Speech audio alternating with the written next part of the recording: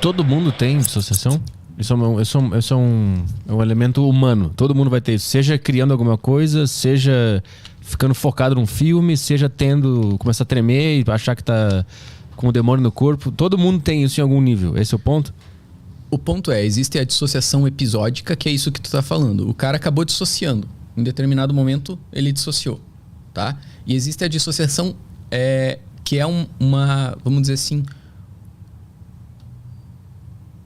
é entendida como é que eu vou dizer isso? Prejudicial.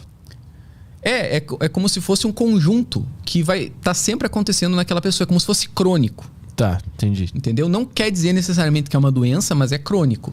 Então é uma pessoa que comumente ela vai ter experiências de possessão independente de onde ela esteja. Se ela está na igreja, por exemplo, ela vai ter. Ou se ela se tornar uma escritora muito boa, ela vai ter aquela dissociação, ela vai continuar dissociando. Então você tem dissociadores muito diferentes. Você tem personalidades que dissociam, que são muito diferentes. Algumas dessas personalidades são religiosos, outras dessas personalidades são escritoras, outras são artistas, outras são atletas. Atleta também tem isso? Atleta também tem. Ele chega em algum momento que ele dissocia. Escritores, por exemplo, também.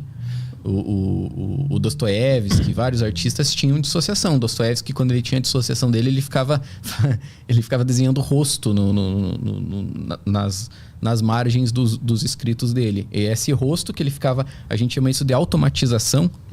Ele ficava automatizando aquilo e ficava escrevendo rostos. De repente, ele se ligava e continuava escrevendo o romance dele. Mas tem alguma explicação de por que cada cérebro, o produto da dissociação é X ou Y ou Z? Existe alguma explicação? Isso é um mistério, né? Isso é um mistério. Por que o dele cria rosto, o do outro cara faz outra coisa? O que a gente tem? A gente tem efeitos protetores para que aquela dissociação seja saudável e não seja patológica, tá?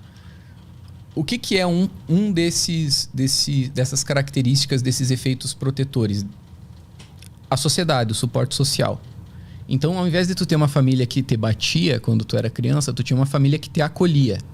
Tu tem uma tendência à dissociação, só que tu não vai desenvolver uma dissociação patológica. Tu vai desenvolver uma dissociação saudável. É possível tu treinar essa dissociação. Tanto que em algumas religiões, como por exemplo em algumas vertentes da Umbanda, por exemplo... tu consegue treinar a dissociação.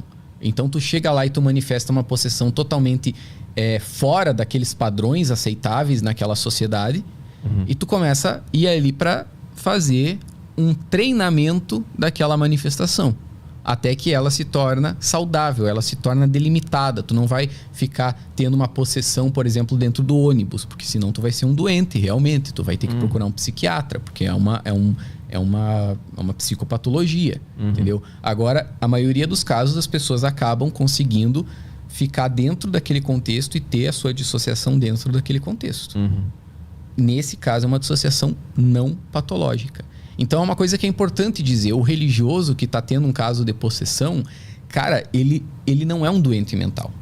Ele não é um esquizofrênico.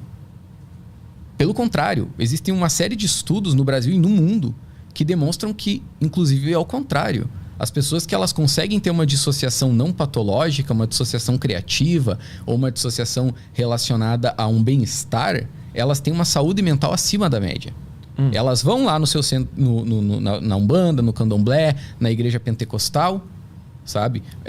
Manifestam, por exemplo, o Espírito Santo, giram lá, ficam girando lá, possessas pelo Espírito Santo, e tem uma saúde mental acima da média, cara.